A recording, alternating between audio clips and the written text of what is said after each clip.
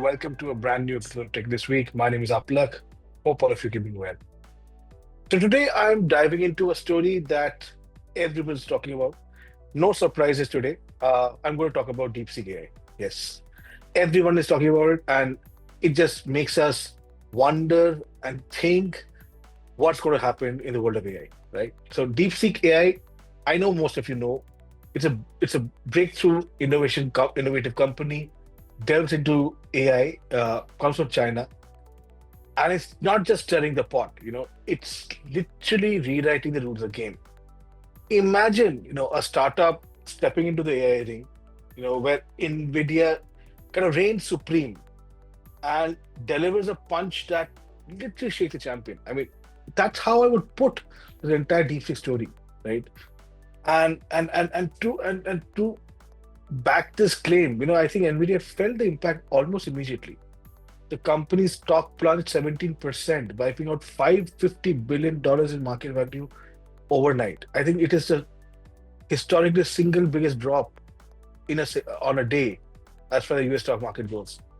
So why did this happen so suddenly? And why did Nvidia bear the brunt of it? Yeah, I mean, many speculation around this, many views on this. Let's give the thing till spin to this. Obviously, dramatic impact DeepSeek on Nvidia's market cap can be attributed to multiple factors. The inflated valuation of AI stocks. There's something called algorithmic trading, exaggerating the sell-off price, panic selling by investors. But I think beyond these immediate triggers, DeepSeek's success was a shock. I think a true black swan event, which does not happen every now and then, right? Which kind of blindsided most analysts and investors. The core sentiment driving the Silicon Valley panic was a startup with very limited GPU resources had released an AI model which trained faster, cheaper, and was almost as powerful as, say, OpenAI's ChatGPT 4, right? So DeepSeek used NVIDIA's H800 GPUs, a few thousand units with restricted capabilities, to train the model under 55 days and spending just probably less than $6 million.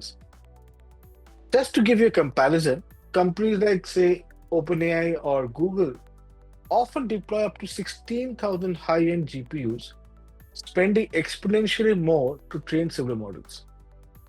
So DeepSeek, what do they do? It claimed to match, if not surpass, industry efficiency standards using far fewer computational resources than NVIDIA GPUs are typically optimized for. So suddenly, it's a demand and supply game.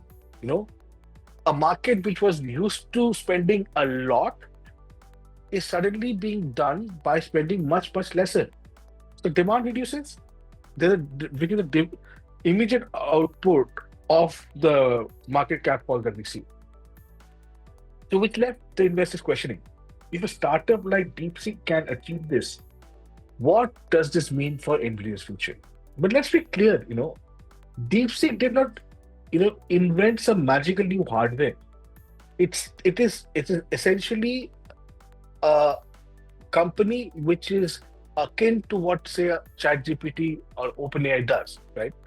So, but what they did prove, however, is that GPUs can be used far more efficiently, cutting costs dramatically, and therefore an indirect impact on NVIDIA's market cap. So, which raises a critical question: could NVIDIA's pricing model and hardware dominance be challenged sooner than expected? So, as we all know, NVIDIA has long been the undisputed king of AI chips. Making in billions from its GPUs, which power AI labs worldwide. So, with limited challenge, the company was very successfully able to skim the market, right? They knew that one day or the other, this monopoly will be tested. So, what they did so far was completely skip the market.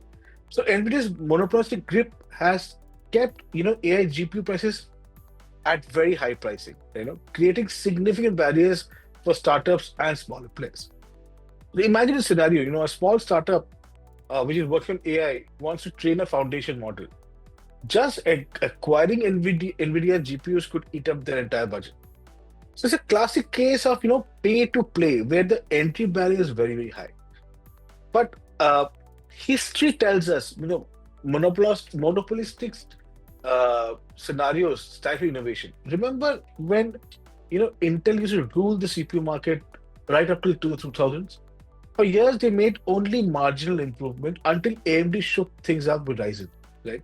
Similarly, IBM's monopoly in mainframe computing made them complacent. Then came the entire PC revolution. So monopolies don't just hurt competition; they suppress innovation, accessibility, technology prowess, and at the end affect the end user also. So DeepSeek AI could do what Intel did to Intel, shake the foundations of a market giant. I think it's a right argument. And with its algorithm reduced reliance on premium GPUs, Nvidia's iron grip on AI hardware could finally loosen up. That's what DeepSeek shows. But there's more than this. It's not about one company pitted against the other. DeepSeek's rise has not only disrupted Nvidia's monopoly, but also propelled China's ambitions to challenge US dominance in AI innovation. And I think this is a story that you need to focus on. It is just not about technology. It could well be a strategic move in the AI Cold War between the US and China. While the US has traditionally dominated AI innovation, China's rapid advancements are reshaping the global balance of power. The US views AI as a tool for maintaining, its geopolitical edge, evident in its restrictions of exporting high-end AI chips, right? However, China doesn't seek approval or align its strategies with global powers. You've seen that across industries. It runs its own race, focusing on building systems and ecosystems that directly counter Western dominance. This means the global digital economy could end up being controlled by select few. That's why I think diversity in AI innovation is so critical. And major economies, including India, actually have a chance to decentralize this AI ecosystem. Right now, it's confined to very few. For the larger part, it was US. Now we see countries like China coming up. But is it that easy to disrupt the Apple's cart wheel? I think it's easier said than done because superpowers like the US and China operate with a conquer mindset. You have to understand this and follow me on this. For them, building foundational AI model is not just about business; it's about geopolitical power. They view AI as a tool to assert dominance, much like the nuclear arms race that happened in 20th century. Other countries like India, often look to these superpowers as allies for technological support. But as history has shown us, equals compete, right? Allies serve. Unfortunately, India's reluctance to build foundational AI models has ensured that it remains also as a also ran in this category. Industry leaders, without naming anybody, argue that India should focus on building applications atop existing models rather than creating its own. But if India doesn't break free from this mindset, it will always remain an ally, not a leader. And like I said, and I repeat, you know, you are in a way submitting that you are serving a leader, whereas the equals will always compete. So for India, it's a time to decide will it continue as a service economy or take a bold action to compete with the superpowers. The clock is ticking, and I don't think it's late, already very late. Yes, clock is ticking. The world won't wait for India to catch up.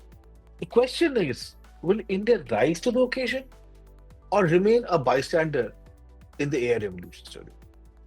That's it from my end. Have a great week ahead.